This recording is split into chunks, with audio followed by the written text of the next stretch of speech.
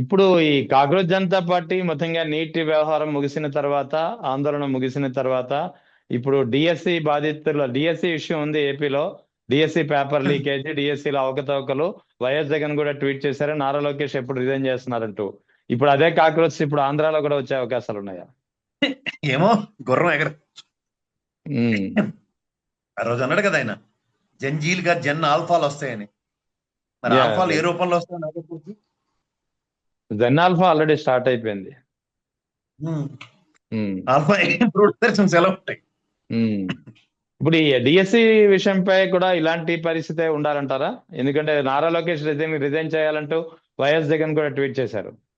ఆయన ట్వీట్లకి చింతకాయలకి అదే మంత్రాలకు చింతకాయలు రాలుతాయని నేను చెప్పలేను, కానీ ఇది ఉద్యమ ఉమ్. నేపథ్యానికి లీడ్ అవ్వాలి. అదే ఇప్పుడు అదే అభిజిత్ లాంటి అడుగుతున్నాను. వ్యక్తి ముందుకు రావాలి అన్నా సరే, మన కుర్రాళ్ళు అంత చైతన్యం కావాలి కదా. డిఎస్సి బాధ్యతలు అంత హ్యూజ్ వే ఆఫ్ రెస్పాన్స్ ఇవ్వగలగాలి కదా.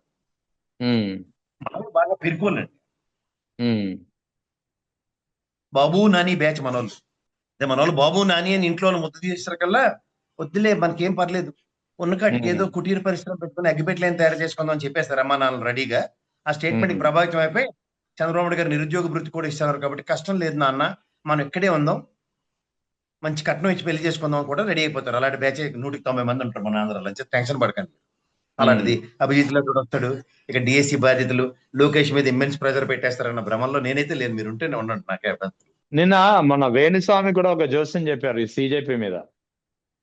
సిజేపీ అనేది దేశ రాజకీయాలని 60% ప్రభావితం చేస్తుంది. సిజేపీ బీజేపీ అంటే దేశ రాజకీయాలని 60% ఇంపాక్ట్ చూపిస్తుంది అన్నారు. అదే సందర్భంలో సిజేపీ బీజేపీని 90% డ్యామేజ్ చేస్తుంది అన్నారు. ఎలా చూడాలి వేణుస్వామి చూసాన్ని? నేను మొదట ఈ అరవింద్ కేజ్రీవాల్ గారిని కూడా ఇలాగే అనుకున్నాను సార్. ఈ నేను నమ్మినట్టుగా ఆవిడ కోర్టును ఇప్పటికి కూడా ఆవిడ నమ్మట్లేదు. ఆ జడ్డి కాంగ్రెస్ వాళ్ళు అయితే అసలు నమ్మట్లేదు. మనం ఏంటి చేయలేదు. రాను రాను మనం చూడండి సీరియస్ అయిపోతుంది. కాంగ్రెస్ వాళ్ళు ఎందుకు వచ్చారు అంటే ఇటు మైలేజ్ ఎత్తుకెళ్ళిపోతాం ప్లాన్ వేసి. మఫ్లర్ రోడ్ కట్టలేదు మన అదృష్టానికి, మిగిలినంతా సేమ్ టు సేమ్ అన్నాడు.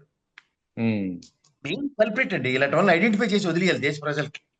ఓవరాల్ గా ఈ టోటల్ ఇష్యూలో, ఆ ఏపీలో ఇష్యూ కావచ్చు, టోటల్ గా ఈ నీట్ ఇష్యూ కావచ్చు, కాక్రోచ్ ఉద్యమం ఇష్యూ కావచ్చు, అభిజిత్ డీప్కే లాంటి యువకులు ముందుకొచ్చి గళమెత్తినటువంటి పరిస్థితి కావచ్చు, ఈ మొత్తం ఓవరాల్ ఇష్యూలో మీరిచ్చే విశ్లేషణ ఏంటి? ఒక విషయం నేను చెప్పగలను. ఈ దేశ ముఖ చిత్రాన్ని మార్చడానికి ఆ రోజు జయప్రకాష్ నారాయణ ఎలా నడుము బిగించాడు ఎమర్జెన్సీ తర్వాత. నేను అభిజిత్కి అంత క్రెడిట్ ఇస్తాను. ఎందుకు ఇస్తానంటే ఎక్కడో పడి ఉన్న కాంగ్రెస్ కూడా ఉత్తేజమైంది. ఎగ్జాక్ట్లీ. సో ఇక్కడ ఏమవుతుందంటే ఒకసారి రీఛార్జ్ అయిన వాడు సాధారణంగా ఎప్పటికైనా రాహుల్ గాంధీకి మించిపోలేదు.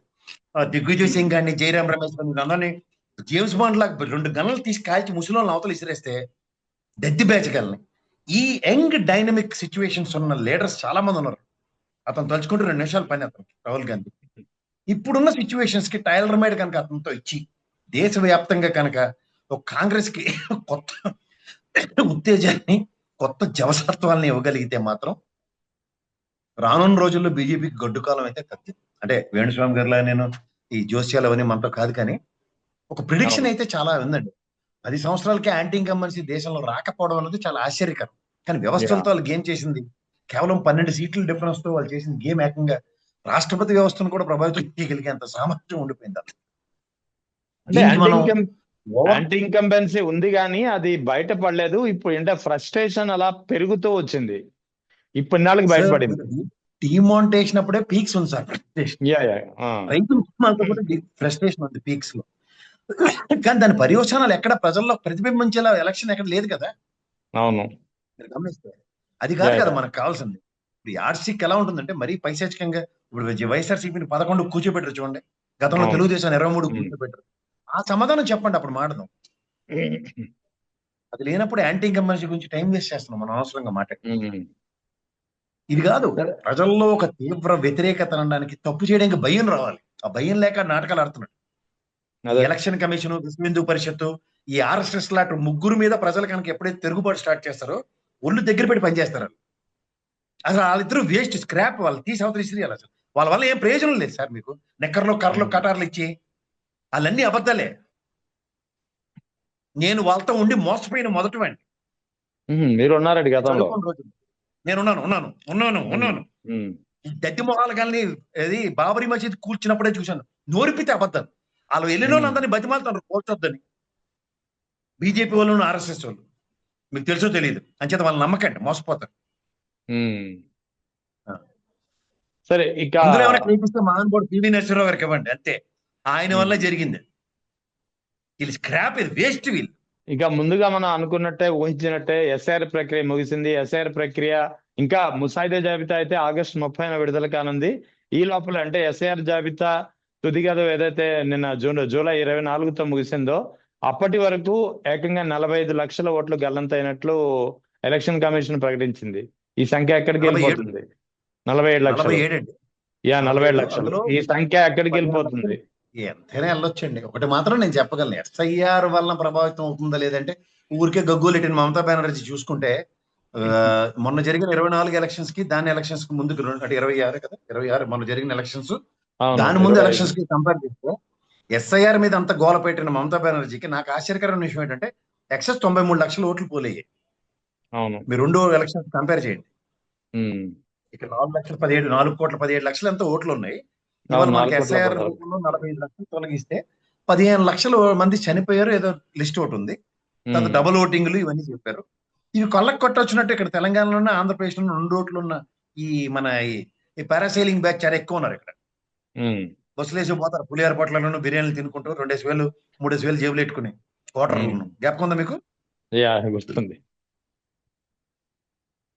సో ఇవన్నీ ఒక విధంగా ఒక ప్రక్రియ చాలా మంచిదే, కానీ వ్యవస్థ చాలా ఇంపార్టెంట్ అండి. ఇప్పుడు మనకి ఆంధ్రప్రదేశ్ రాష్ట్రంలో దగ్గర దగ్గర 88 వేల ఎంతో మరి బూత్ కమిటీలు వాలంటీర్లు కావాల్సిన దగ్గర ఓన్లీ తెలుగుదేశంకి 43,000 మంది. గతంలో కూడా చెప్పాను మీకు.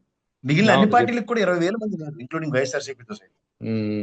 దాని మీద ఎప్పుడైతే సెంట్రిక్ గా ఫోకస్ చేయకపోతారో, ఎందుకంటే మీకు పార్టీ కార్యకర్త లేకపోతే పార్టీని నమ్ముకున్న నాయకుడు తప్ప దాంట్లో అంత కమిట్మెంట్ లెవెల్తో వాడు పనిచేయలేడు. వీళ్ళు వాలంటీర్ వ్యవస్థలు అట్లతో అసలు కుదరదు. మీకు అర్థమవుతుందో లేదో. సో ఎప్పుడైతే చిత్తశుద్ధి చాటుకునే నాయకుడు, చిత్తశుద్ధి చాటుకునే కార్యకర్తకి ఒక ఎర్క్లెంట్ టాస్క్ కనుక ఇలాంటివి ఇస్తే నల్లేరు మీద నడక. అదర్వైజ్ ఇలాంటి 45 అయినా అవ్వచ్చు, లేదంటే అడ్వాంటేజెస్ పొజిషన్ లో ఉన్న రూలింగ్ గవర్నమెంట్ అపోజిషన్ పార్టీ ఓట్లు తొలగించడానికి ఉపయోగపడవచ్చు. ఎందుకంటే వాలంటీర్ వ్యవస్థ అనుకోండి, వాళ్ళు పబ్లిసైజ్ చేసేసారు, ఇల్లోడు తెలుగుదేశం, ఇల్లోడు వైసీపీ, ఇల్లోడు కమ్యూనిస్ట్ అవన్నీ. ఇదే తెలుగుదేశం వాడో లేకపోతే వైసీపీ వాడో కమిట్మెంట్ తో పనిచేస్తాడు, రివీల్ చేయడు ఎక్కడ. ఎలక్షన్స్ ముందు నాయకుడికి ఒక హింట్ ఇస్తాడు, అన్న మా వీధిలో ఒక 50 ఓట్లు ఉన్నాయి, కొంచెం డెవలప్లో ఉన్నారు, వాళ్ళు కొంచెం మేనేజ్ చేస్తే మనకి పని అయిపోతుంది అన్న ఫీలర్స్ ఇస్తాడు. ఇది కార్యకర్తకు ఉన్న కమిట్మెంట్. ఇది దృష్టిలో పెట్టుకొని పార్టీలు కనుక ఏకమైతే ఉత్తేజం కలిగించుకుంటే చాలా పని సులువు.